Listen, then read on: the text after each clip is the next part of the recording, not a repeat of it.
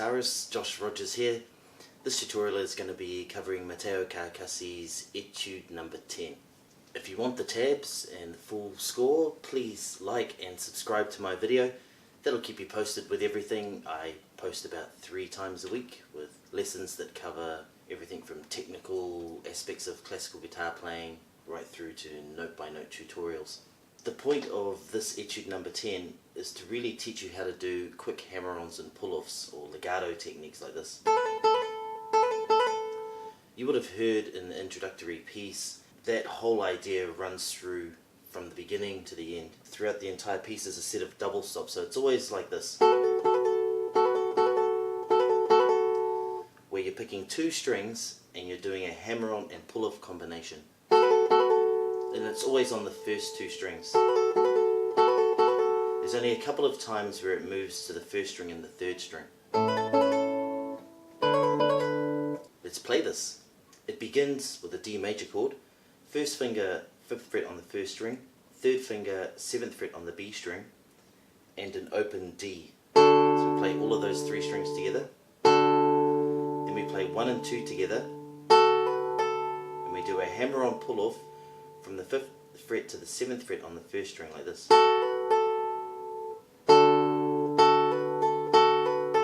So you do it twice. And you let the bass note ring underneath.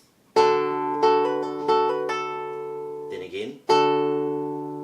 And we're moving to here. Well, we're not technically moving, but the 2nd finger is going to go on to the 7th fret on the G string. And we're going to pick the 3 and 2 strings twice. First 2 bars sound like this. Moving along, 1st finger to the 7th fret on the 1st string, 2nd finger 8th fret on the B string, and an open D. There we're hammering on to the 9th fret and pulling off to the 7th.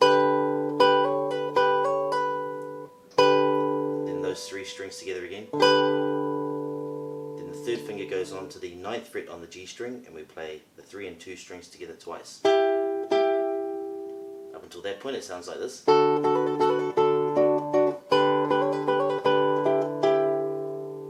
we're moving, 1st finger to the 3rd fret on the 1st string, 3rd finger 5th fret B string, and an open D again, those 3 strings together.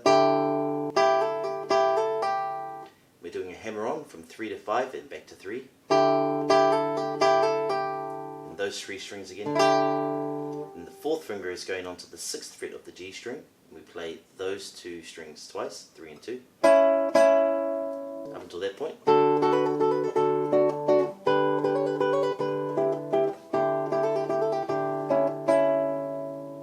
Then back to the beginning, moving to an E7 chord.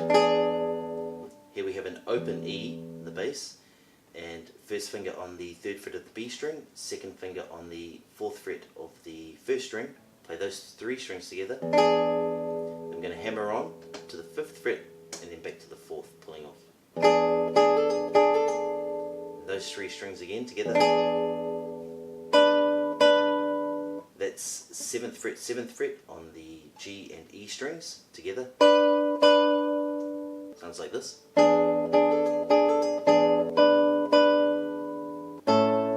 Chord, open A, 2nd finger 6th fret on the G string, 1st finger 5th fret on the 1st string. Play those 3 strings together. And we're hammering onto the 7th fret, pulling off to the 5th. And those 3 strings again. Then to the 9th fret on the G string and E string together. Here we have a half bar at the 7th fret. We're playing open D, 7th fret on the G string and 7th fret on the 1st string together. We're hammering from 7 to 9, pulling off 9 to 7. Then those 3 again, then out to the 10th fret on the 1st string. Then the 3rd finger goes on to the 9th fret on the B string, and we play an open E, 7th fret on the G string and the 9th fret on the B string together. From the E7 chord, sound like this.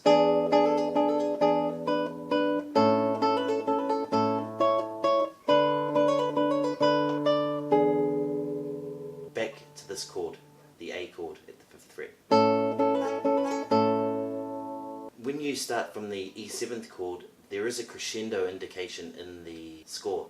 Crescendo means gradually get louder.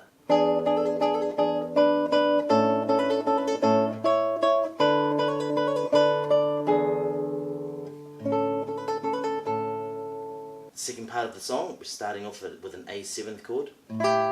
We've already done this chord, but I'll explain it again. First finger, 3rd fret on the 1st string, 3rd finger, 5th fret on the B string. We're going to play open A and the 2nd and 1st strings together.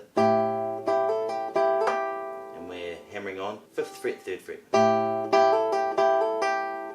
And those 3 together again, and then 4th finger goes on to the 6th fret of the G string, and you play the G and B strings together. Moving to the 5th fret on the 1st string, the 7th fret on the B string, and an open A. And we're hammering 5, 7, pull off.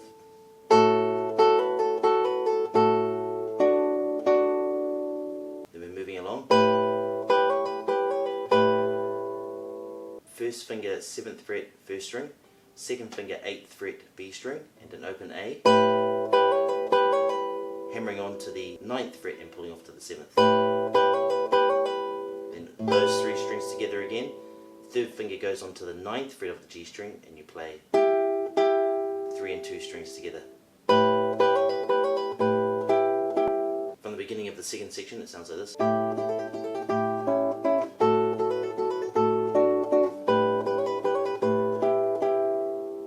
Then we're going back to the A7 chord.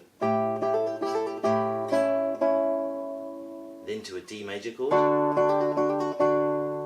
First finger on the 2nd fret of the 1st string, 2nd finger 3rd fret of the D string, and an open D at the same time. And we're hammering on to the 3rd fret. And those 3 strings again, then along to the 5th fret. That's 5th fret on the 1st string, 7th fret on the D string. Back to that A7 chord, but we've got a D in the bass this time. 3rd fret on the 1st string, 5th fret on the B string, and an open D. And we're hammering on to the 5th fret.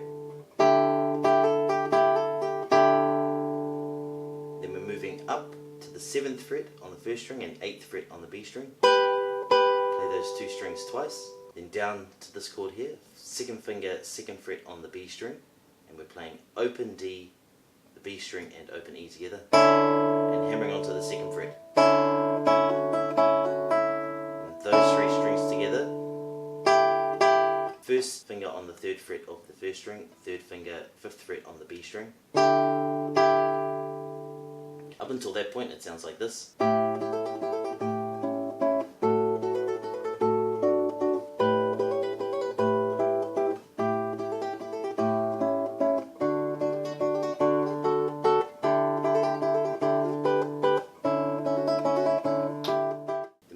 D chord. First finger 2nd fret on the 1st string, 2nd finger 3rd fret on the B string, open D at the same time, hammer on to the 3rd fret, then those 3 strings together again, then we're moving along to the 5th fret, 5th fret on the 1st string, 7th fret on the 2nd string with an open D. Here we're moving along to the 8th fret on the 1st string, 3rd finger 10th fret on the B string, and we've got a sforzando indication, which is a bit more emphasis, like it's quite loud, sort of like a wake up call. There, a hammer on 10th fret and a pull off to the 8th. And those 3 strings again, 4th finger goes on to the 11th fret of the G string, and you play G and B strings together. A little run up sounds like this.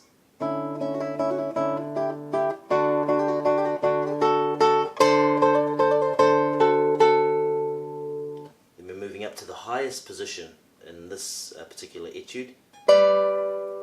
First finger 10th fret 1st string, 3rd finger 12th fret B string, and an open G at the same time. And we're hammering onto the 12th fret, pulling off to the 10th. So we've got, then you pick those 3 strings again. Then move back down to the 7th fret on the 1st string and 8th fret on the B string. Play those 2 strings twice. this chord. First finger 5th fret on the 1st string, 3rd finger 7th fret on the B string, and an open A. This time, however, we only do one set of hammer on and pull off like this. And then those two strings again, but no hammer on pull off. Like that. Up until this point it's always been that kind of thing, but this time we stop. 8th fret on the B string, 9th fret on the 1st string, and an open A. And we're hammering on from 9, 10, and pull off. And once again, only one time there, don't do two sets of hammer on pull offs. It's like this. Not. This is it. Then we're up to a D chord. 2nd finger 10th fret on the 1st string, 3rd finger 11th fret on the G string, with an open D, hammering on with our 4th finger this time to the 12th fret and pulling off to the 10th.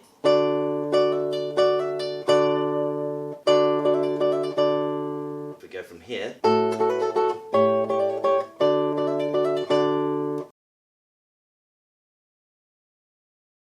that's it. Don't let that last set of notes ring. You know, usually it's standard to kind of,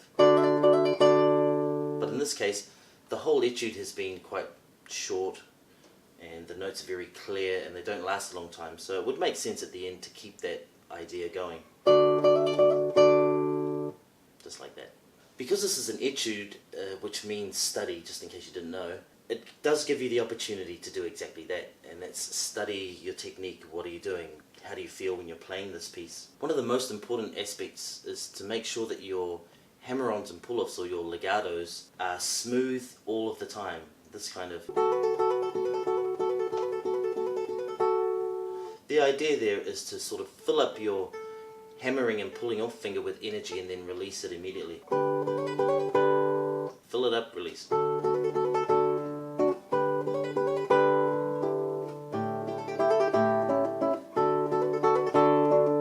There's so many other things you can do. One of the important things is that this piece does repeat. Each time you would probably want to maybe adjust where you're playing with your right hand. You'd start off maybe in the normal position.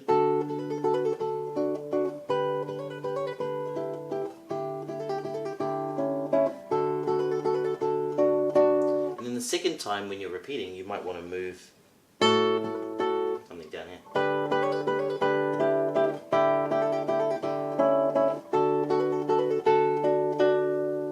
Then you could even move along here, you could do it up here.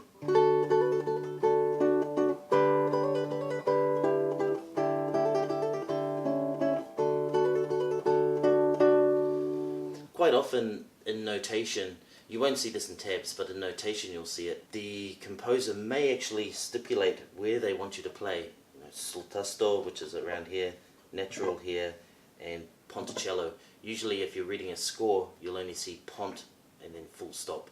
And that means play close to the bridge and you get that metallic kind of picked sound. When you hear a harpsichord, if you look inside, it actually has, you know, kind of things that resemble fingers actually. And that's why it has a very similar sound to this. When you play a guitar here, when you play a guitar up here, it sort of sounds more like a harp.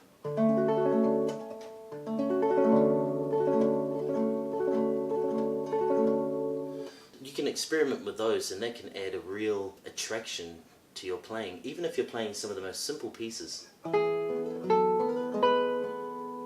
play there and then you change the tone. It's almost like you're playing an entirely different piece. And what that does is it really engages listeners into your performance. Sometimes you're playing something and if it is repetitive in nature, like this etude is, you have to find another way to keep your audience with you. And one of those ways is to change the tone. Also, of course, is volume. In the score, there is a definite crescendo and there's a few indications for dynamics.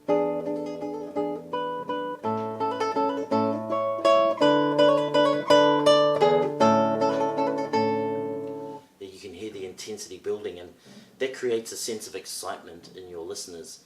If you're just playing at home for yourself, maybe not such an important thing, but if you are looking to become like a performer in front of people, you do have to draw upon as many resources as you can. It's not like electric guitar where you can just stomp on an effects box and your entire sound changes. With a classical guitar it's far more subtle. You don't have as many options, but you still do have a huge range of options. Even the angle that you pick at can change the tone significantly. If I sort of play along with a straight wrist like this, I have a very round tone. If I change the angle, this angle here is more like the Segovia style. The wrist is a little bit bent. That's how I started playing. I was taught, this kind of. But after receiving some more advanced lessons much later, like from a more modern kind of teacher that wasn't so influenced by the Segovia style, he suggested that I straighten my wrist. If your wrist is straight like this and not bent, it's easier to play, and actually you do get a very nice tone, especially on the first three strings. And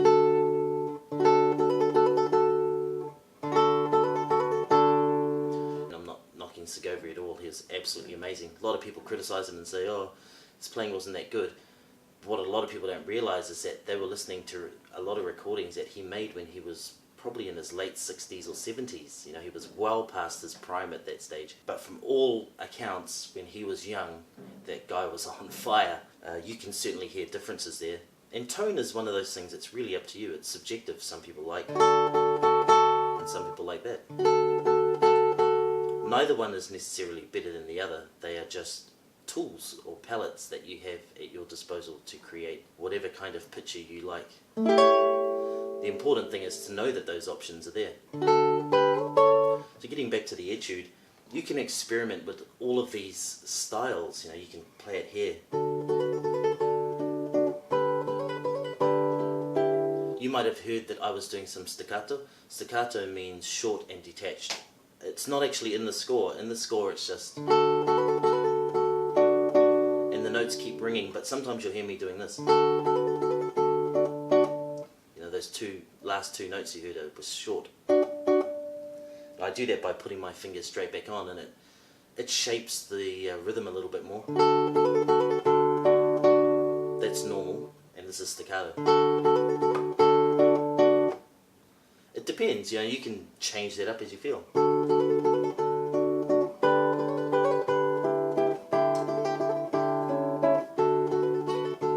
Maybe staccato here.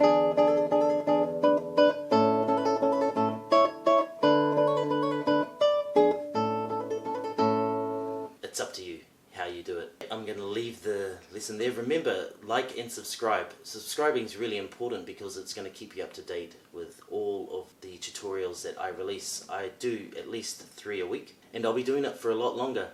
Why is that? It's because I play guitar full time. This is what I do for a living. I don't do anything else. I have done in the past. I've been fortunate enough to find an occupation where I play the guitar 6 nights a week, and it gives me time to do these tutorials, and I'll be doing it for a lot longer. Stay tuned and don't worry about if I'm going to be here next week, because I certainly will be. Let your fingers fly.